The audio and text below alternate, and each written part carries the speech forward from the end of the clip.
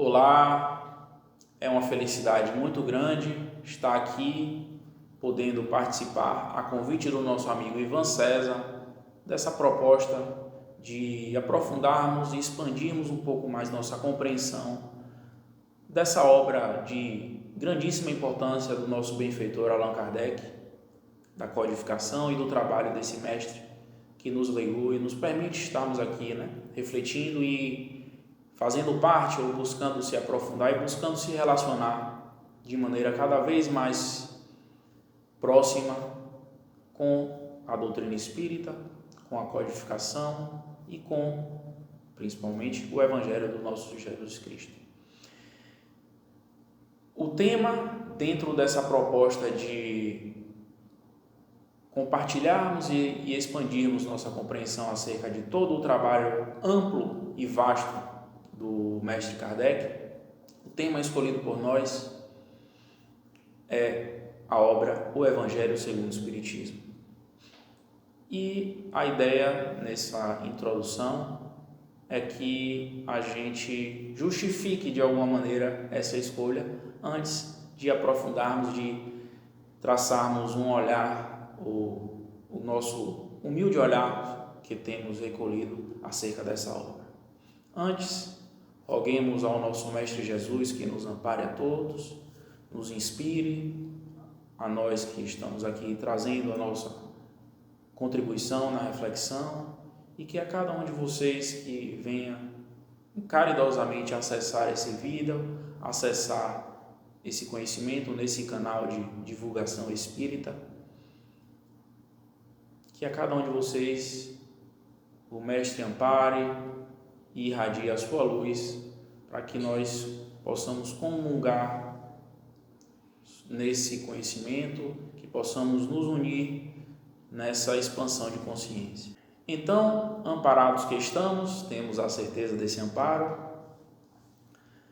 queríamos trazer aqui primeiro uma pequena história antes de entrarmos no tema propriamente dito, e vocês vão ver que até lá já estaremos entrando. Uma passagem do livro Obras Póstumas. Não é propriamente um livro de Kardec, mas contém textos de Kardec. É um livro ali compilado, na verdade a obra é um compilado de alguns escritos achados após a passagem do codificador Allan Kardec para o plano espiritual. Esse livro Obras Póstumas é esse compilado de alguns temas e um tema no finalzinho, no apêndice já, no finalzinho da obra, tem uma passagem que relata uma história sobre um caso de segunda vista. O título é Imitação do Evangelho, o título da passagem, e aí embaixo tem Fenômeno de Clarividência. Curiosamente, Imitação do Evangelho é um nome inicialmente dado à obra Evangelho ou Evangelho segundo o Espiritismo. Inicialmente essa obra levaria esse nome. Kardec entendeu por bem, posteriormente, mudar e colocar o Evangelho segundo o Espiritismo, que todos nós concordaremos que é o melhor título, é mais adequado. É o mais adequado no sentido de evitar ruído na concepção e na divulgação. Então, nessa passagem, no apêndice, no finalzinho do livro Obras Póstumas, Kardec tem lá nos escritos que foram compilados pela Sociedade Parisiense de Estudos Espíritas, uma história sobre o fenômeno de dupla vista, ou de segunda vista, como é chamado, uma história de uma médium que vai visitá-lo em Paris, vai a Paris e gostaria de aproveitar a passagem por Paris para visitar Kardec.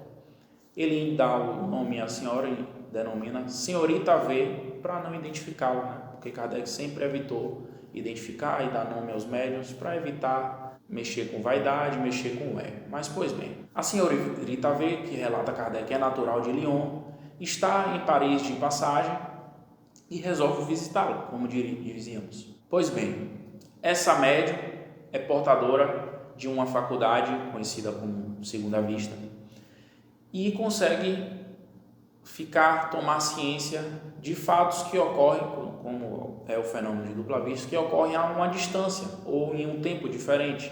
Ela consegue tomar conhecimento mesmo estando em vigília, sem estar no estado sonambúlico. Essa senhora, em visitando Kardec na cidade de Paris, que é onde ele morava, chega à casa de Kardec e encontra somente a sua esposa, Amélie. E encontrando a esposa de Kardec, a senhora lamenta muito, porque gostaria muito de tê-lo visitado, porque tem grande estima pelo codificador. Gabi, Amélie, né, como Kardec chamava, segundo temos o relato, Amélie sugere a ela, então, olha, ele está na cidade de Séguin, que é uma cidade a alguns quilômetros, cerca de torno de 500 quilômetros de Paris, a distância. Eis que, então, a Amélie, a esposa de Kardec, sugere à senhora, visto que a Amélie sabia das faculdades dela, de dupla vista, sugere, olha, ele está afastado, eu não sei em que é que ele está trabalhando, mas ele está desenvolvendo algum trabalho que para esse trabalho ele precisou se afastar. Então, já que você tem a faculdade de segunda vista, você pode tentar contato com ele estando daqui, se concentrar aí. Ele está numa cidade algo distante aqui de Paris, algo em torno de 500, 600 quilômetros, na cidade de Séguin. Então, eis que, sendo que você tem essa faculdade, você pode visitá-lo e manter contato com ele. Ela, ok, abraça a sugestão, acolhe a sugestão de Amélie, se concentra por um instante, se desdobra, né, em vigília e vai até onde Kardec está. Então, eu vou pedir licença para ler o relato aqui, porque é bem interessante, e diz assim: por um instante, recolheu-se a senhorita e disse, né, acolhendo a sugestão de Amélie, sim, vejo, acha-se num aposento muito iluminado, no pavimento térreo, há ali 3 janelas. Oh, e como tudo é alegre onde Kardec está. A casa é circundada por jardins, por toda a parte árvores e flores, tudo inspira calma e tranquilidade. Ele está sentado próximo a uma janela, trabalhando. Está cercado por uma multidão de espíritos que lhe conservam a boa saúde.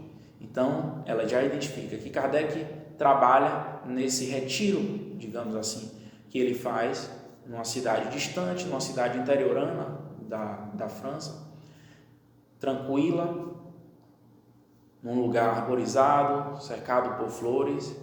Ele trabalha numa obra e está cercado por uma multidão de espíritos que lhe conservam a boa saúde. Olha como o codificador tem o amparo dos bons espíritos no trabalho, nas obras que ele faz, inclusive preservando a saúde, inspirando, intuindo. Sobre os espíritos que cercam Kardec, segue a senhora V dizendo: alguns há que parecem muito elevados e o inspiram. Os espíritos que cercam Kardec no momento, alguns deles parecem ser muito elevados e inspiram Kardec. Um deles, especialmente, parece ser superior a todos os demais, sendo-lhes objeto de deferências. Kardec está retirado num lugar sereno e tranquilo, trabalhando em alguma obra, cercado por espíritos aparentemente muito elevados, e dentre os espíritos muito elevados que lá estão, existe um que se sobressai a todos, e a esse espírito, os demais espíritos prestam reverências, respeito. Tiremos cada um a sua conclusão, que espírito é esse que merece a deferência de todos os outros e que está amparando Kardec nesse trabalho. E segue o relato, o manuscrito de Kardec. Amélie questiona o seguinte: acaso percebeis a natureza do trabalho de que meu marido se ocupa? Questiona Amélie. A resposta da senhorita V: um momento, e aí se concentra. Vejo um espírito que segura um livro de grandes proporções. Abre-o e mostra-me o que se acha escrito. Então ela se concentra para responder a pergunta de Amélie sobre a natureza do trabalho que Kardec desenvolve. Senhorita V se recolhe, concentra, pede um momento e um espírito se aproxima dela, ela desdobrada lá, mostra um livro, abre o livro e mostra o que no livro está escrito. E a senhorita vê ler Evangelho, mostrando o livro, dando a entender que Kardec, nesse momento, se encontra desenvolvendo um trabalho, ou trabalhando na obra sobre o Evangelho, ou em alguma obra, na leitura ela não sabe, em algo sobre o Evangelho, ou os Evangelhos. Finalizado esse relato, esse escrito conta com uma nota de observação de Kardec, onde ele vai dizer que, com efeito, de fato, ele trabalhava, ele vai dizer Kardec, em meu livro sobre os Evangelhos, né? Que inicialmente se chamaria Imitação do Evangelho, e ele diz ainda, né? E cujo título se constitui em segredo para todos. E ele diz, a senhorita V não tinha ideia sobre o trabalho que ele estava desenvolvendo, naturalmente, não sabia, e a Amélie também, Gabi, não sabia se no momento ele estava trabalhando na obra, não sabia com o que ele estava trabalhando, né? Então, só sabia que ele precisaria se retirar para que os espíritos tivessem ele em plena concentração, em plena consciência, com serenidade, para trabalhar nessa obra importantíssima. E aí ele vai desenvolvendo, né, demonstrando que ninguém sabia, portanto, o relato da senhorita V é real, de fato um fenômeno de dupla vista. E aí, sobre o Evangelho, depois ele, nem sabendo disso, constatou, ou revelou para a Amélie, naturalmente, para a esposa. Mas temos aqui um bastidor, digamos. Por que é que eu trago esse relato? Não focado especificamente no fenômeno de dupla vista, que é um fenômeno de mediunidade, como qualquer outro, é um fenômeno natural, um fenômeno de mediunidade. Mas o foco, o motivo pelo qual a gente destaca essa história, antes da nossa reflexão, é trazer esse bastidor do cuidado que houve por trás da concepção dessa obra do Evangelho segundo o Espiritismo.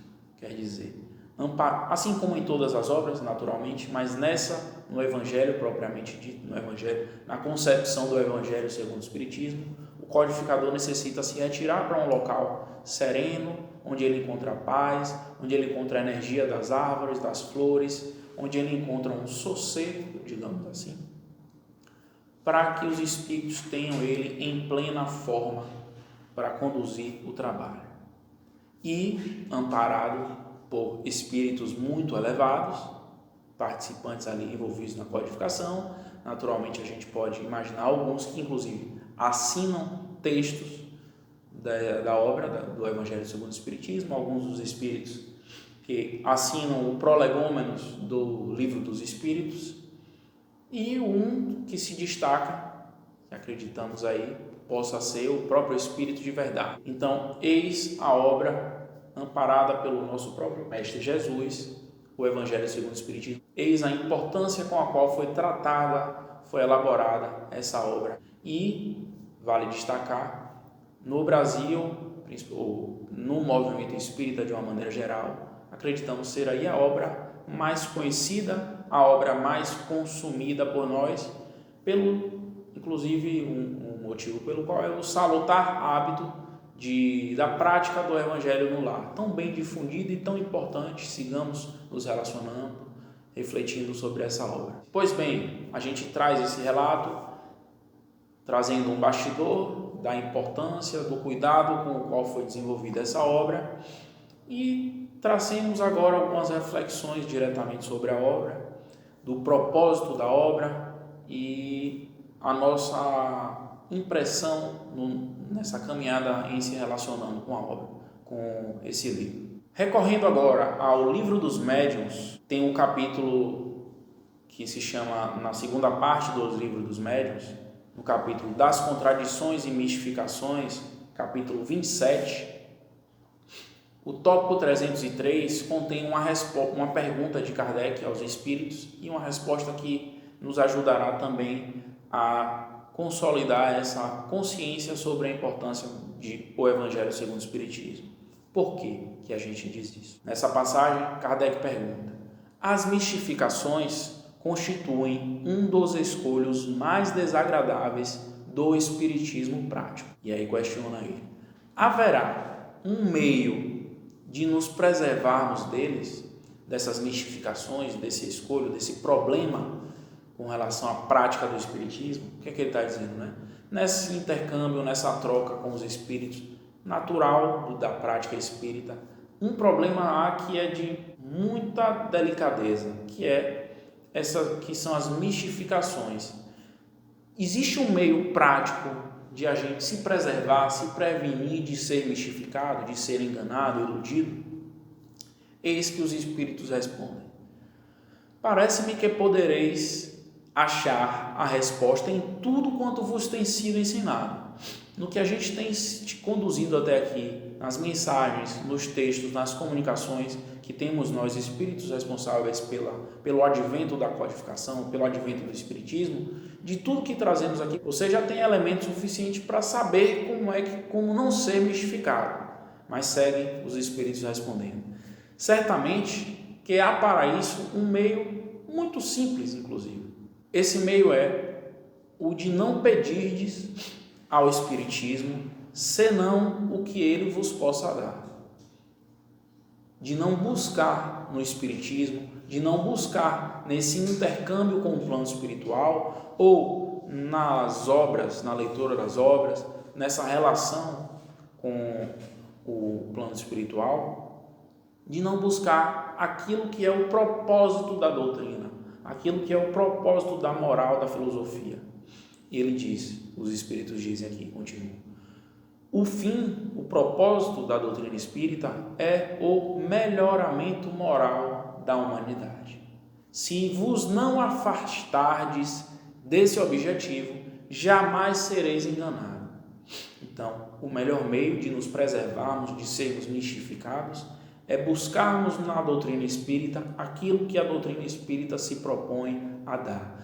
Aquilo que é o motivo pelo qual foi necessário o advento do Consolador prometido, o motivo pelo qual Jesus tutelou e financiou, do ponto de vista espiritual, essa invasão organizada, como nos diz Arthur Conan Doyle na sua obra. Então, o destaque que a gente faz dessa passagem é: o objetivo da doutrina espírita é o melhoramento moral da humanidade. Em sendo o objetivo, o fim maior, o propósito maior, fundamental da doutrina espírita, nos melhorarmos moralmente, aqui a gente já consegue fazer um link com o tema que a gente traz, com o tema sobre o qual estamos propondo a reflexão, que é o livro O Evangelho segundo o Espiritismo. Por quê? O livro dos Espíritos é dividido em 4 partes. Parte primeira, das causas primárias. Parte segunda, do mundo espírita. Parte terceira, das leis morais. E parte quarta, das esperanças e consolações. Então, basicamente, são os 4 temas a respeito do qual vai tratar essa doutrina filosófica, que é a nossa doutrina espírita, essa doutrina filosófica com bases científicas e consequências morais, que é o alvo. Então, a parte primeira vai tratar das causas primárias e é de onde se derivou o livro A Gênese. A parte segunda vai tratar do mundo espírita e é de onde se derivou o livro dos médiuns. A parte terceira, das leis morais, ou parte da moral proposta pelo Espiritismo, e é de onde se derivou nosso tema, o Evangelho segundo o Espiritismo.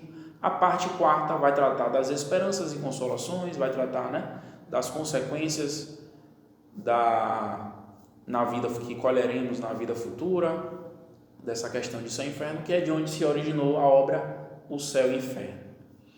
Pois bem, a gente viu que o melhoramento moral da humanidade é o cerne, é o objetivo, é o fim, é a nossa meta, é a meta da doutrina espírita, do advento do Consolador prometido, é o que miramos, é o alvo, e que o Evangelho segundo o Espiritismo é, digamos, o compêndio, é ali o compilado da proposta moral da doutrina espírita. Proposta moral essa que se baseia toda na proposta moral do nosso Mestre Jesus. Temos aí no coração da doutrina espírita o Evangelho segundo o Espiritismo, porque do Pentateuco, dos 5 livros, ele é o terceiro a ser lançado, como quem diz, esse é o coração, esse é a base fundamental dessa doutrina.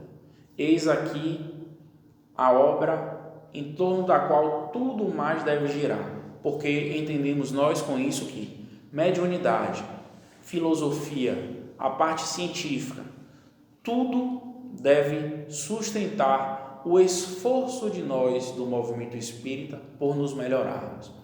Tudo, curas, fenômenos mediúnicos, as comunicações, o estudo científico, as doutrinárias, uma casa espírita que acolhe materialmente e deve acolher materialmente. Tudo isso deve girar em torno, tudo isso deve fundamentar, tudo isso deve ser utilizado como recurso no fortalecimento de nós enquanto movimento espírita, enquanto seres humanos, espíritos encarnados. Na verdade, não precisa nem fazer parte do movimento espírita, não precisa se entender espírita, mas essa gama de conhecimento, essa compreensão da continuidade da vida, todos esses recursos devem ser utilizados em prol do nosso melhoramento moral. Porque não adianta ser um médium com uma ostensividade grandiosíssima, não adianta ser conhecedor de toda a obra espírita, não adianta ser palestrante e proferir palavras maravilhosas, não adianta ter de cor perguntas e respostas do livro dos Espíritos, porque isso até um papagaio é capaz de fazer. Decorar perguntas e respostas, número da pergunta, tópico tal, data tal, não adianta nada disso se a gente não está caminhando na direção do objetivo fim, do propósito maior de todo esse cuidado para conosco, que é o advento do Espiritismo, de todo esse zelo do Mestre Jesus para conosco, de todo esse excelente trabalho do codificador Kardec, nos proporcionando esse material, esse poderoso recurso de caminhada e de melhoramento. Se não utilizarmos isso para o fim maior, em nada adianta. Então, posto isso, temos o coração da doutrina espírita, o livro central ali do Pentateuco é o Evangelho segundo o Espiritismo, e Kardec, na introdução, no primeiro tópico da introdução, em objetivo desta obra, o codificador vai nos dar um direcionamento. A obra se propõe, de um modo geral, a compreender melhor o Evangelho do Mestre Jesus. O Evangelho, a proposta, a mensagem moral de Jesus, que está lá nos Evangelhos, está lá no Novo Testamento. E ele diz, na introdução da obra, na parte primeira, em objetivos desta obra, na introdução do Evangelho segundo o Espiritismo, ele vai dizer que é possível dividir os evangelhos em 5 partes. Nos evangelhos a gente encontra, nos evangelhos do Novo Testamento, nós encontramos os atos comuns da vida do Cristo, nós encontramos os milagres, as predições, as profecias, e nós encontramos também as palavras que foram tomadas pela igreja, pelos nossos irmãos do movimento, do movimento sacerdotal, para fundamentar os dogmas, e encontramos também o ensino moral. São 5. A natureza de conteúdo possível de encontrar nos evangelhos são 5. A vida comum da vida do Cristo, os milagres, as predições, as palavras que foram usadas pela igreja para o estabelecimento dos dogmas e o ensino moral, porque apesar de tudo isso que foi sendo colocado, de tudo isso que a gente encontra lá, o ensino moral segue ali preservado. E Kardec vai dizer que as 4 primeiras naturezas de informações originam e provocam inúmeras discussões, divergências, sectarismo e divisões no movimento espírita, no movimento cristão, no movimento histórico da caminhada da humanidade. Uma delas, que é a última, que é a parte, o ensino moral do Cristo, permanece alheio a todo e qualquer objeto de disputa, porque é indiscutível. Pode não se dizer cristão, podemos não nos dizer espíritas, podemos não nos entender como católicos, protestantes ou o que quer que sejamos, mas, indiscutivelmente, a proposta moral de Jesus é respeitada em qualquer campo em que se entenda. No mínimo, um ateu vai dizer que Jesus foi um grande homem. Portanto, Kardec escolhe pautar a obra que vai tratar da moral, evidentemente, e a obra que vai tratar do Evangelho, utilizando somente o ensino moral, tirando, em outros momentos ele vai tratar, como no livro A Gênese, ele vai tratar sobre os fenômenos, as predições, os milagres, mas agora não. Kardec está lá em Cego, numa cidadezinha afastado, cercado por árvores, inspirado pelos bons espíritos e inspirado pelo próprio Mestre Jesus para trazer uma maturidade maior, um aprofundamento na compreensão e na nossa relação com a moral descrita, a moral proposta no Evangelho do Mestre.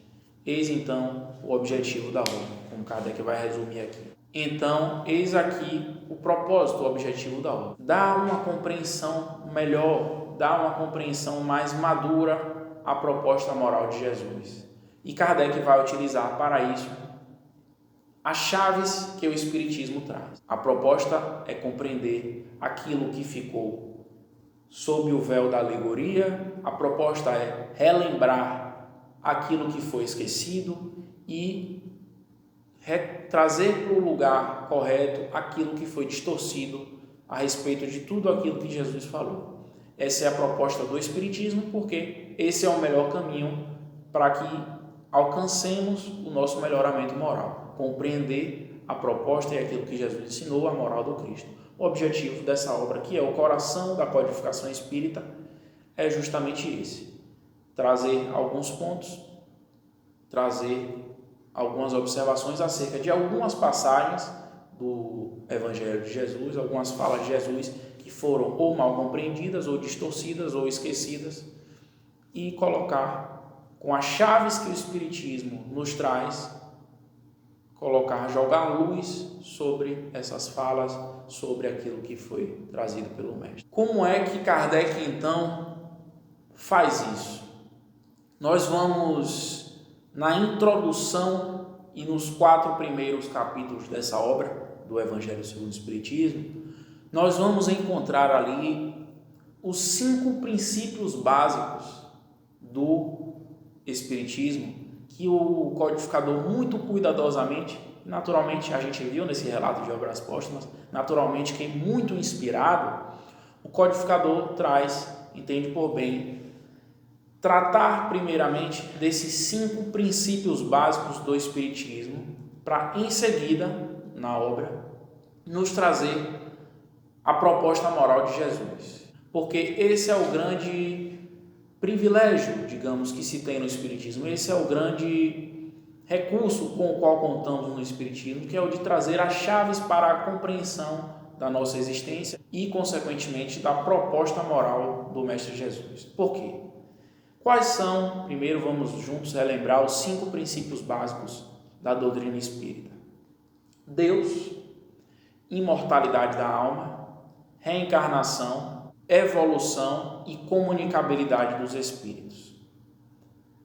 Vou começar com comunicabilidade dos espíritos. Kardec vai ter um texto na introdução do Evangelho segundo o Espiritismo, autoridade moral da doutrina espírita, onde ele trata do que fundamenta, do que dá força, que é o chamado CUE, Controle Universal do Ensino dos Espíritos, onde a gente vai ter ali uma reflexão e a gente pode extrair dali, de fato, a certeza ou a maior segurança no que a gente está tratando. Porque Kardec relata nesse texto sobre a autoridade da doutrina espírita que os textos são recebidos de mais de 1000 centros espíritas diferentes.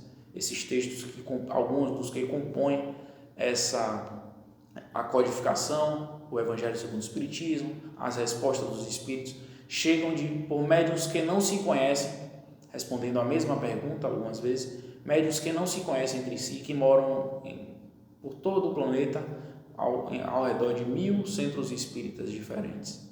Kardec recebe resposta que se convergem, se não quanto à forma, no mínimo quanto ao conteúdo. Por isso que ele diz atestar que o que está ali passado pelo controle universal do ensino dos espíritos e, tão importante quanto talvez, pelo crivo da razão, a obra entra na codificação, o texto, o conhecimento é aceito no trabalho da codificação. Então, eis aí, nessa introdução, de maneira sutil, colocada ali, comunicabilidade dos espíritos, um dos 5 princípios básicos do espiritismo. No primeiro capítulo, Kardec vai trazer o texto, o título do capítulo, Não Vim Destruir a Lei, onde ele fala aí da unicidade de Deus, dessa compreensão desse Deus único, trazendo lá, colocando o espiritismo como essa doutrina, essa filosofia com a base fundamentada lá no judaísmo, trazendo lá o primeiro texto sobre Moisés, em seguida em Jesus, pois a doutrina espírita é uma doutrina cristã e se fundamenta também na moral de Jesus, como a gente vem trazendo, e em terceira se colocando aí como a terceira revelação, então trazendo essa unicidade de Deus, que está em todas as religiões, não só nessas, mas o Kardec coloca o espiritismo nesse braço da cultura aí, judaico-cristã. Pois bem, então, comunicabilidade dos espíritos, Deus. No segundo capítulo, imortalidade da alma, quando Kardec vai trazer o título Meu Reino Não É Desse Mundo, uma fala de Jesus, e o capítulo todo nos convidando a olhar a nossa vida, olhar a nossa existência de um ponto de vista diferente, que é um dos textos que vai estar lá nesse capítulo. Então a gente é convidado a ter um olhar de um ponto de vista diferente, se enxergar como espíritos, olhar para a nossa vida, olhar o que nos sucede do ponto de vista da vida espiritual. Então, comunicabilidade dos espíritos, Deus e imortalidade da alma. Na sequência, há muitas moradas na casa do Pai, no capítulo 3º do Evangelho segundo o Espiritismo, há muitas moradas na casa do Pai, onde Kardec vai tratar sobre a pluralidade dos mundos habitados, com base nessa fala de Jesus, quando ele no Evangelho de João vai nos dizer, há muitas moradas na casa do Pai, lá na última ceia com os discípulos. Então, evolução, a Terra não é o fim, a Terra não é o único planeta onde existe vida, a Terra não é um mundo de provas e expiações hoje, mas já foi um mundo primitivo, avançou na escala, na progressão dos mundos e segue avançando, tudo caminha na direção de Deus. Então, Kardec vai nos dando aí recursos para que a gente encontre consolo e desejo de se melhorar com base na moral do Mestre. Então, comunicabilidade dos espíritos, Deus, imortalidade da alma, evolução. E por fim, no capítulo 4, ninguém poderá ver o reino de Deus se não nascer de novo, quando Kardec vai tratar do princípio básico, reencarnação. Kardec extrai essa fala do diálogo de Jesus com Nicodemos e vai desenvolver todo esse diálogo muito interessante e muitas outras passagens onde no Evangelho o próprio Mestre Jesus já cita a verdade, da reencarnação, a realidade da reencarnação, da pluralidade das existências. Por que é brilhante? Por que é de fato divinamente inspirado o codificador trazer, antes de tratar sobre a moral do Cristo, trazer esses 5 princípios básicos apresentados de maneira fundamentada no próprio Evangelho, de maneira fundamentada na comunicação e no ensino dos Espíritos? Porque é com base nesses princípios básicos que temos aí segurança de caminhar na direção dessa moral de Jesus.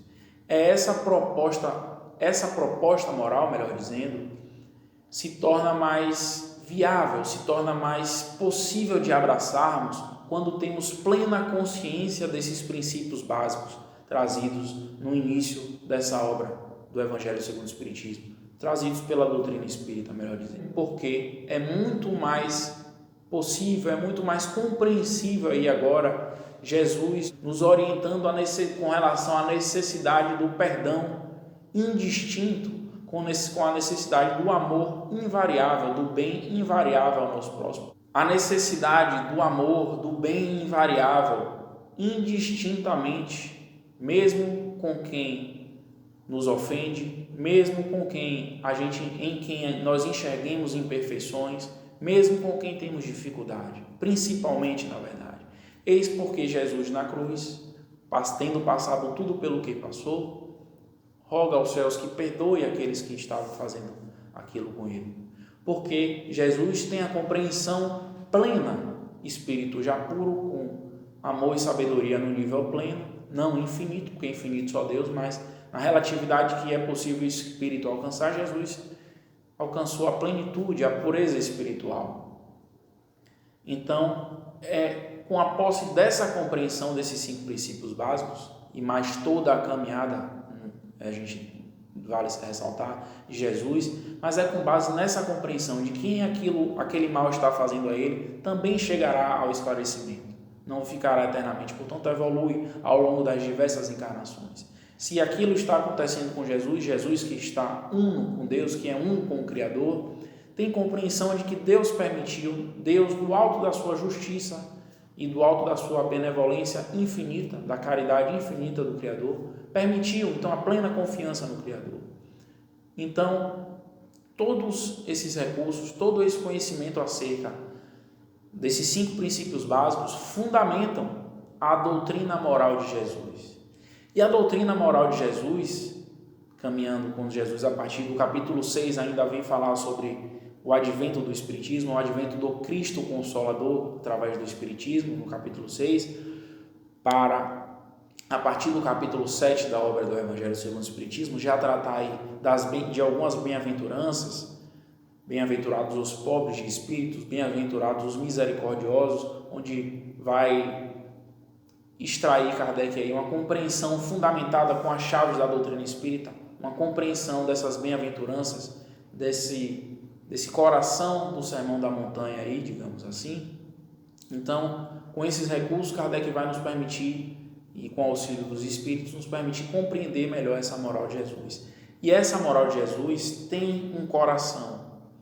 Essa moral de Jesus tem algo que se destaca, tem uma virtude por excelência, que é a mais importante de todas, e é em torno da qual deve girar a nossa busca.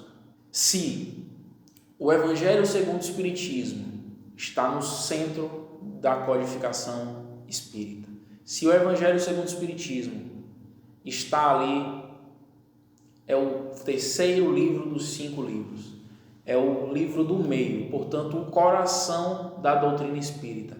Se o Evangelho do Espiritismo tem a proposta de nos ensinar, de nos explicar, de nos expandir a consciência acerca da moral, que é o objetivo de todo o advento do Espiritismo, é melhorarmos moralmente enquanto humanidade. Se o Evangelho segundo o Espiritismo é o coração dessa doutrina, a caridade é o coração dessa moral cristã. Gira em torno, toda a moral de Jesus gira em torno de compreendermos o que é a caridade. E não à toa, assim como o Evangelho segundo o Espiritismo é o livro do meio, ou seja, o coração, o Evangelho segundo o Espiritismo tem ali 28 capítulos, quase 30, e o capítulo central, capítulo 15, é o capítulo Fora da Caridade não há salvação. Portanto, como Kardec diz, nada é à toa, Kardec estava muito bem inspirado, cada palavra, cada texto é agrupado de maneira pensada, de maneira a querer nos dizer alguma coisa. Eu me lembro sempre com relação aos estudos, às interpretações que Emmanuel faz dos evangelhos, e Emmanuel utiliza até a geografia do evangelho, a geografia da região da Palestina ali, de Israel, para extrair reflexões sobre o evangelho.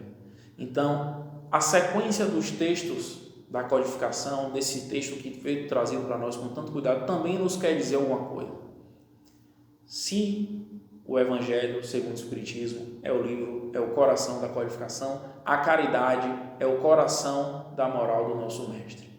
A virtude por excelência, a virtude que o Mestre Jesus e o Criador têm num grau supremo, é aquela que devemos buscar. Não à toa, a máxima trazida por Kardec, fora da caridade não há salvação. Então, a moral trazida pelo Mestre Jesus e a moral que é o alvo para o qual todos nós devemos mirar enquanto humanidade é a caridade. Então, finalizo o nosso vídeo, finalizo a nossa reflexão dizendo e chamando a atenção para a grandiosidade dessa obra e a necessidade de todos nós buscarmos fortalecer essa virtude da caridade e um dia conseguirmos seguir de maneira mais fiel o exemplo deixado pelo Mestre e o exemplo deixado por tantos outros trabalhadores associados e próximos do Mestre Jesus. Que tenhamos cada um de nós podido refletir e que possamos cada um de nós nos aproximar e nos relacionar com essa obra de maneira cada vez mais íntima. E eu espero de coração que essa reflexão aqui trazida possa ter tocado de alguma maneira cada um dos que acessarão esse conteúdo, assim como verdadeiramente me tocou e assim como eu aprendi, eu espero que tenha um impacto positivo na vida de cada um de vocês. Gratidão pela oportunidade do trabalho, muita paz e muita caridade para todos nós.